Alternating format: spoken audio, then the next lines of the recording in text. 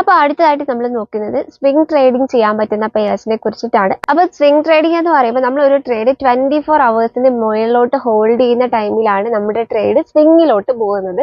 അപ്പോൾ ഈ swing trading ചെയ്യാൻ പറ്റുന്ന പെയേഴ്സിനെ കുറിച്ചിട്ടാണ് ഈ ഒരു സെഷനിൽ നമ്മൾ നോക്കുന്നത്.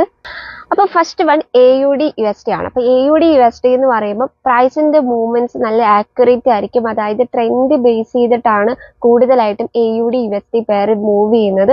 അപ്പോൾ അതുകൊണ്ട് തന്നെ നമുക്ക് സ്ട്രെയിറ്റ് മൂവ്മെന്റ്സ് ക്യാച്ച് ചെയ്യാനായിട്ട് AUD/USD പറ്റും. അപ്പോൾ അതുകൊണ്ട് തന്നെ നമുക്കൊരു സ്വിങ്ങിന്റെ പൊസിഷൻ എടുത്താലും നമുക്ക് ആ ഒരു പൊസിഷൻ ഹോൾഡ് ചെയ്ത് നല്ല രീതിയിലുള്ള പ്രോഫിറ്റ്സ് ക്യാച്ച് ചെയ്യാനും ഈ ഒരു പെയറിൽ നമുക്ക് പറ്റുന്നതാണ്. അപ്പോൾ അടുത്തതായിട്ട് നമ്മൾ നോക്കുന്നത് USD/JPY ആണ്. അപ്പോൾ USD/JPYയിലാണെങ്കിൽ മാർക്കറ്റ് കൂടുതലും ട്രെൻഡ് റിലേറ്റ് ചെയ്തിട്ടുള്ള മൂവ്മെന്റ്സ് ആണ്. അതായത് അപ് ട്രെൻഡിലാണെങ്കിൽ നമുക്ക് നല്ല രീതിയിലുള്ള ഒരു ബുള്ളിഷ് മൂവ്മെന്റ് നമുക്ക് കിട്ടും. അപ്പോൾ അതുകൊണ്ട് തന്നെ നമ്മൾ ആ ഒരു പെർഫെക്റ്റ് മേജർ ലെവൽസിൽ നിന്നൊക്കെ നമ്മൾ ട്രേഡ് എടുത്തു കഴിഞ്ഞാൽ നമുക്ക് സ്വിംഗ് പെർസ്പെക്റ്റീവിൽ ഈ ഒരു പെയറിന്റെ എൻട്രീസ് നമുക്ക് ഹോൾഡ് ചെയ്യാനായിട്ട് പറ്റും. അപ്പോൾ അടുത്തതായിട്ട് നോക്കുന്ന പെയർ EUR/GBP ആണ്. EUR/GBPനെ സംബന്ധിച്ച് മൂവ്മെന്റ്സ് സ്ലോ ആണ്, പക്ഷേ നല്ല രീതിയിലുള്ള ആ ഒരു ഡയറക്ഷൻ മാർക്കറ്റ് കീപ്പ് ചെയ്യുന്നുണ്ടാവും.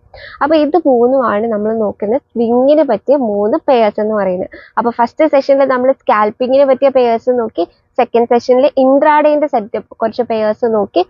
ഇപ്പോൾ ഇന്നത്തെ സെഷനിൽ നമ്മൾ നോക്കിയിട്ടുണ്ടായിരുന്നത് സ്വിംഗ് ട്രേഡിനെ പറ്റിയ പെയർസിനെ കുറിച്ചിട്ടാണ്. അപ്പോൾ എന്തായാലും നമ്മുടെ വീഡിയോസ് ഇഷ്ടപ്പെട്ടെന്ന് വിശ്വസിക്കുന്നു. നമുക്ക് എന്തായാലും മറ്റു വീഡിയോസ് ആയിട്ട് കാണാം. ബൈ.